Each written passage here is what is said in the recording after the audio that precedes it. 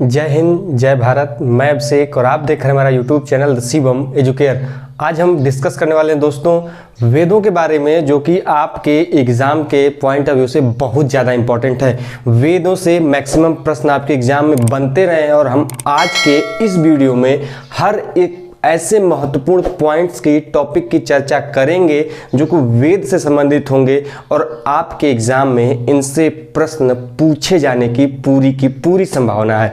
तो आइए दोस्तों आज की वीडियो शुरू करते हैं। और वीडियो को शुरू करने से पहले यदि चैनल पर नए हैं तो चैनल को सब्सक्राइब कर लीजिए, साथ ही बेल आइकन को प्रेस कर लीजिए, क्योंकि हम आपके लिए डेली बेसिस पर ऐसी वीडियोज लाते रहते हैं। तो आइए आज की वीडियो शुरू करते हैं। देखिए, हम आज बात कर रहे हैं वेदों की, तो जान लीजिए कि वेदों का अर्थ क्या होता है। हम एक छोटी से छोटी पॉइंट लेके हम बड़ी से बड़ी चीजों को कवर करेंगे। तो वेदों का जो मतलब होता है, अर्थ होता है दोस्तों, ज्ञान से होता है। और इन वेदों के संकलन करता कौन है दोस्तों, यह एग्जाम में आपसे बार बार पूछा जाता है कि वेदों के संकलन करता कौन है। तो वेदों के संकलन करता है दोस्तों कौन, महर्षि श्री कृष्ण द्वैपायन वेद व्यास। ध्यान दीजिए, इनका पूरा नाम यह है कि महर्षि कृष्ण द्वैपायन वेद व्यास। यदि यह ऑप्शन में नहीं होगा दोस्तों तो आपको देगा क्या, केवल और केवल वेद व्यास। हम आगे बढ़ें दोस्तों, बात करें कि वेदों के कुल कितने भाग हैं या फिर कुल कितने वेद हैं।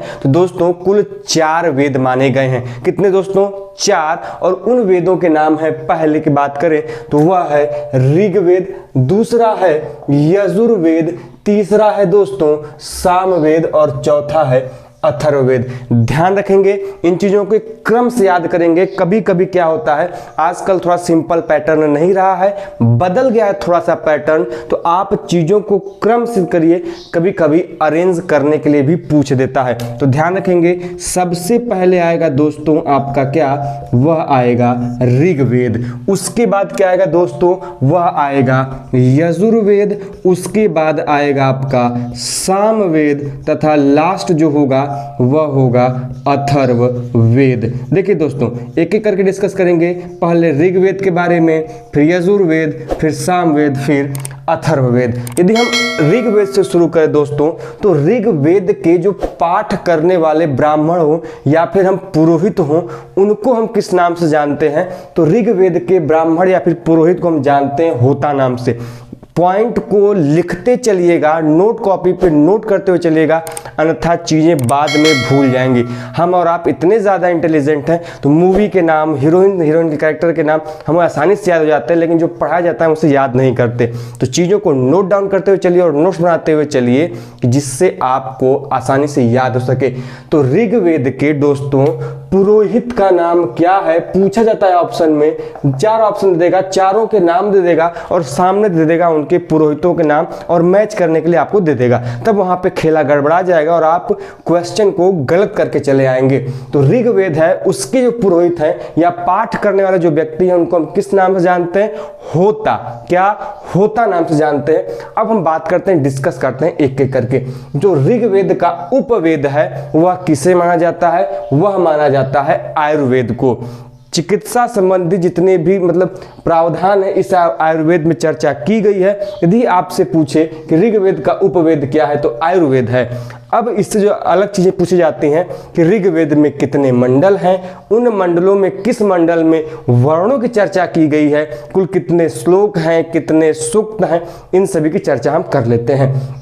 तो दोस्तों ऋग्वेद में कुल मंडल हैं आपके 10। यदि हम उनके अंदर मंत्रों या फिर श्लोकों की बात करें तो उन मंत्रों या श्लोकों की चर्चा 10,463 कहीं मिलेगा, कहीं कहीं आपको दोस्तों 10,600 तक की भी गिनती मिलती है। हालांकि इनसे प्रश्न जल्दी नहीं आते श्लोक या मंत्र से, फिर भी मोटे मोटे तौर पे याद रखिए कि 10,463 मंत्र से लेकर 10,600 के आसपास अलग अलग पुस्तकों में अलग अलग इसकी चर्चा की गई है। यदि हम बात करें कि ऋग्वेद में कुल कितने सूक्त हैं, तो दोस्तों ऋग्वेद में सूक्त कितने हैं, 1028। इसको स्टार मार्क करके पॉइंट कर लेंगे और मंडलों की संख्या को भी।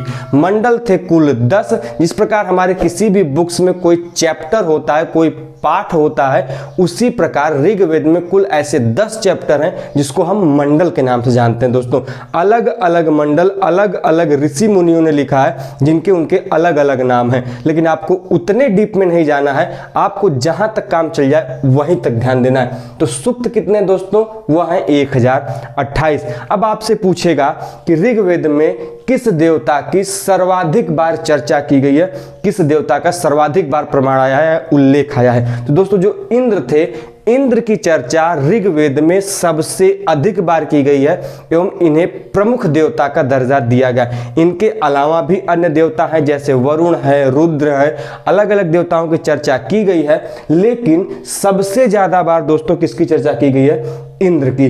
बात करें कि 10वें मंडल का जो पुरुष सूक्त है, मतलब इन 10 मंडलों में से जो 10वां मंडल है दोस्तों, वह बात करता है पुरुष सूक्त की। कौन सी, पुरुष सूक्त की। और इसी 10वें मंडल के पुरुष सूक्त में दोस्तों जो हमारे आसपास जो 4 वर्ण हैं जो विभाजित किए गए हैं, ब्राह्मण, क्षत्रिय, वैश्य एवं शूद्र, इनके उत्पत्ति का सिद्धांत भी दोस्तों कहां से मिलता है, यह मिलता है इसी पुरुष सूक्त से, जो कि ऋग्वेद के 10वें मंडल में वर्णित है।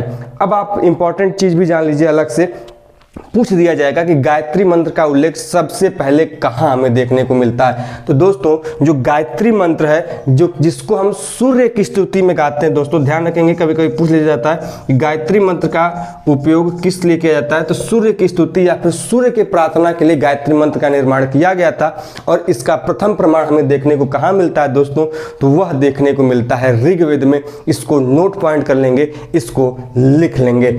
पूछ दिया जाए कि ऋग्वेद का रचना स्थल या फिर रचना क्षेत्र क्या रहा है, अर्थात किन एरिया के बारे में बात करता है मुख्यतः ऋग्वेद, तो वह बात करता है दोस्तों सप्त सैंधव क्षेत्र। जो सप्त सैंधव क्षेत्र है, इसकी चर्चा ऋग्वेद में की गई है। और यदि हम बात करें इसके ब्राह्मण ग्रंथ की, यह काफी ज्यादा इंपॉर्टेंट है और याद कर लेंगे तो इसकी जो ब्राह्मण ग्रंथ है वह है कौशितकी ब्राह्मण, साथ में ही अगला है ऐतरेय ब्राह्मण। दोनों को नोट पॉइंट करके लिख लेंगे। पूछेगा कैसे प्रश्न कि ऋग्वेद के निम्नलिखित में से कौन से ब्राह्मण ग्रंथ हैं, 4 ऑप्शन दे देगा, तो आपको याद रखना है कौशितकी और ऐतरेय ब्राह्मण किस वेद से संबंधित हैं, ऋग्वेद से। और मैंने बताया ही था कि यह सबसे प्राचीन या फिर सबसे पुराना वेद है। तो यह हुआ ऋग्वेद के बारे में जानकारी। अब बात करें यजुर्वेद की। तो दोस्तों यजुर्वेद का जो अर्थ निकाला गया है, यह अर्थ होता है इसका मतलब यज्ञ से। तो मोटी मोटे तौर पर बात करें तो यजुर्वेद जो व्याख्या करता है, जो उल्लेख करता है, जो हमें जानकारी प्रदान करता है कि यज्ञ कैसे किया जाए, यज्ञ के नियम या फिर कौन सी विधि होते हैं, उसके अंतर्गत कौन से नियमों का पालन करना चाहिए दोस्तों, उसका प्रमाण हमें यजुर्वेद में मिलता है। तो आपसे भी प्रश्न पूछे कि यज्ञ संबंधी नियमों का प्रावधान किस वेद में मिलता है दोस्तों, तो आप ध्यान देंगे यजुर्वेद में। तो यज्ञ संबंधी नियमों का प्रावधान कहां पर मिलता है, यजुर्वेद में। य से यज्ञ, इसको थोड़ा जोड़ लेंगे तो आसानी से ही याद हो जाएगा। दोस्तों ऋग्वेद में तो मैंने जानकारी दी थी, लेकिन यजुर्वेद की बात करें तो यजुर्वेद को हम आगे पुनः 2 भागों में बांट सकते हैं। कौन कौन से, तो कृष्ण यजुर्वेद और किस यजुर्वेद में, शुक्ल यजुर्वेद। जो इसका कृष्ण यजुर्वेद भाग है वह लिखा गया है गद्य फॉर्म में, मतलब प्रोज फॉर्म में, और शुक्ल यजुर्वेद जो लिखा गया यह पद्य फॉर्म में लिखा गया है, मतलब एज अ पोएम फॉर्म में लिखा गया है। तो यह पोइट्री और यह प्रोज फॉर्म में लिखा गया है, यह कविता के रूप में है और यह कहानी के रूप में। तो आपसे कभी कभी पूछ देता है प्रश्न कि वह कौन सा वेद है जो गद्य एवं पद्य दोनों फॉर्म में लिखा गया है, दोनों रूप में लिखा गया है, तो वह अकेला वेद है कौन सा, यजुर्वेद। तो यजुर्वेद को हम गद्य एवं पद्य दोनों में लिखा हुआ मानते हैं, इसलिए इस पॉइंट को नोट कर लेंगे और इंपॉर्टेंट करके चीजों को लिख लेंगे। अब प्रश्न आता है कि यजुर्वेद के पुरोहित को या फिर ब्राह्मण को जो इसका पाठ करता है उसको क्या कहते हैं। बहुत बार प्रश्न आपके एग्जाम में आया है, मैक्सिमम बात ध्यान रखेंगे, उसको बोलते हैं अर्धवयु। क्या बोलते हैं दोस्तों? अर्धवयु इसके पाठ करने वाले ब्राह्मण को। यदि हम यजुर्वेद के उपवेद की बात करें तो यह बात करता है कौन से वेद की? उपवेद की। धनुर्वेद इसका उपवेद है। और इसके यदि हम ब्राह्मण ग्रंथ की बात करें तो यजुर्वेद का जो ब्राह्मण ग्रंथ है वह है तैतरी ब्राह्मण व शतपथ ब्राह्मण। तो इसके ब्राह्मण ग्रंथ है तैतरी ब्राह्मण और शतपथ ब्राह्मण। हम आगे बात करें अगले वेद की तो वह है सामवेद। और सामवेद का मतलब जो साम का अर्थ होता है वह होता है दोस्तों गीति अर्थात गायन से। हम इसी सामवेद को दोस्तों भारतीय संगीत का जनक कहते हैं। काफी ज्यादा इंपॉर्टेंट पॉइंट है, इसको नोट कर लेंगे। कई बार एग्जाम में पूछा जाता है आपसे कि भारतीय संगीत का जनक किसे कहा जाता है, किस वेद को कहा जाता है? दोस्तों इसी सामवेद को कहा जाता है। यदि हम बात करें कि भारतीय या फिर सामवेद का उपवेद कौन सा है तो उपवेद है दोस्तों गांधर्व वेद। और इसके जो ब्राह्मण ग्रंथ हैं दोस्तों वह है पंचविश ब्राह्मण और जैमिनी ब्राह्मण। जैमिनी ब्राह्मण को आप नोट कर लेंगे कि जैमिनी ब्राह्मण से बार बार प्रश्न पूछे जाते हैं कि जैमिनी ब्राह्मण निम्नलिखित में से किस वेद का ब्राह्मण ग्रंथ है? तो दोस्तों सामवेद का ब्राह्मण ग्रंथ है जैमिनी ग्रंथ। और सामवेद के पुरोहित को अर्थात पाठ करने वाले को हम किस नाम से जानते हैं दोस्तों? वह जानते हैं उद्गाता के नाम से। इसको भी पॉइंट आउट कर लेंगे। लास्ट हम बात करें किसके बारे में? अथर्ववेद के बारे में। दोस्तों आपसे इससे प्रश्न बनेगा कि वह कौन सा वेद है जिसमें जादू टोना के बारे में बताया गया है या फिर वर्णन मिलता है? तो जादू टोना संबंधित प्रावधानों का प्रमाण हमें दोस्तों कहां से मिलता है?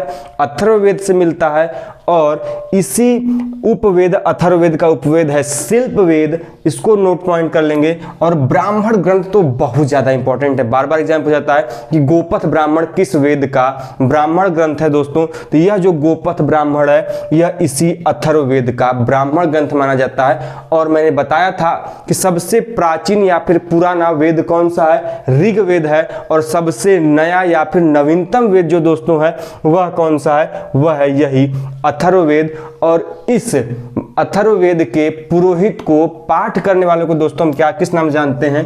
ब्रह्मा के नाम से जानते हैं। तो इसका थोड़ा सा टेबल बना लेते हैं जल्दी से दोस्तों, जिससे आपको आसानी से याद हो जाए पुरोहितों एवं वेदों के नाम के आधार पर। एक तरफ वेद लिख लेंगे, दूसरी तरफ उनके पुरोहितों के नाम लिख लेंगे, जिससे आसानी से आपको याद हो जाए। दोस्तों यदि हम ऋग्वेद की बात करें तो ऋग्वेद के पुरोहित को हम कहते हैं होता।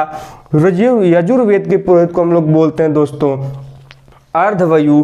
सामवेद के पुरोहित को बोलते हैं उद्गाता एवं अथर्ववेद के पुरोहित को बोलते हैं दोस्तों ब्रह्मा। तो हमने इस सारणी के माध्यम से उन चारों वेदों एवं उनके पुरोहितों की चर्चा की। तो हमने आज इस वीडियो के माध्यम से वेदों के बारे में संपूर्ण जानकारी वो प्राप्त कर ली जो आपके एग्जाम के पॉइंट ऑफ व्यू से सबसे ज्यादा इंपॉर्टेंट है। तो वीडियो कैसा लगा कमेंट बॉक्स में बताना बिल्कुल ना भूलें और दोस्तों के साथ जरूर शेयर करें। मिलते हैं नेक्स्ट वीडियो में, तब तक के लिए जय हिंद जय भारत।